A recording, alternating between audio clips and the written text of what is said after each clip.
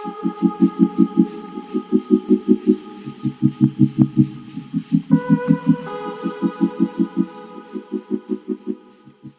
everyone, I'm excited to talk to you about a poem. Poetry is a beautiful way of expressing emotions, thoughts, and experiences. Unlike ordinary writing, a poem uses rhythm, rhymes, and imagery to create a great impact on the readers. Let us explore a poem written by John Masefield titled Sea Fever. This poem expresses a sailor's deep longing to return to the sea. Through vivid descriptions and a rhythmic flow, the poet captures the excitement, freedom, and adventure of life on the waves. As we go through the lines, we understand his deep meaning, appreciate the beauty, and learn the important message it conveys. Let's begin. The poem Sea Fever was written by the renowned poet John Masefield. He was a British poet and a writer born in 1878. He was known for his vivid maritime poetry and adventurous spirit.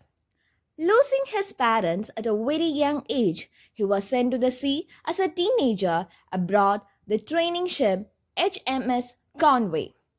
Though his time at the sea was very short, it left a very lasting impact on him, shaping his deep love for his maritime life and inspiring much of his poetry.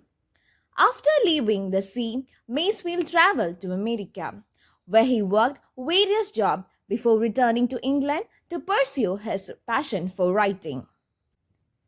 In 1930, Masefield was appointed as the Poet Laureate of the United Kingdom, a position he held for nearly 4 decades. John Masefield's major work include Saltwater Ballads, which was published in 1902, a collection of seething poetry. Captain Margaret, which was published in 1908, which is a maritime adventure novel, and The Midnight Fog, published in 1927, a beloved children's fantasy novel. His writing reflects his deep love for his sea, adventure, and storytelling. Through Sea Fever, Masefield expresses a universal longing for the freedom, adventure, and return to our nature, a theme that continues to resonate with the readers today.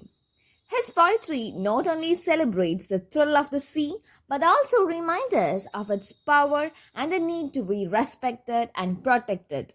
Now we will delve into the poem. Sea Fever by John Masefield. I must go down to the seas again, to the lonely sea and the sky. And all I ask is a tall ship and a star to steer her by. And the whales kick and the wind song and the white sails shaking. And a grey mist on the sea's face and the grey dawn breaking. I must go down to the sea again, for the call of the running tide is a wild call and a clear call that may not be denied.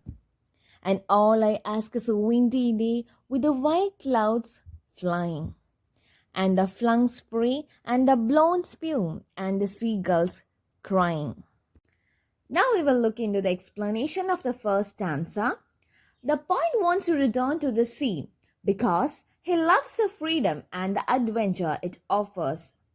He dreams of sailing again, feeling of the ship move and listening to the sound of the wind. He only needs a strong ship and a star to guide him. The mist over the sea and the early morning light creates a calm and a beautiful scene. Through these words, the poet shows his deep love for the sea and his strong desire to live the life of a sailor once again. Now we will look into the difficult words of the poem.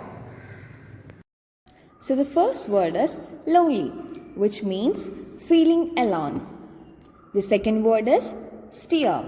It means to control the direction of something. The third word, kick. This means a sudden movement or force.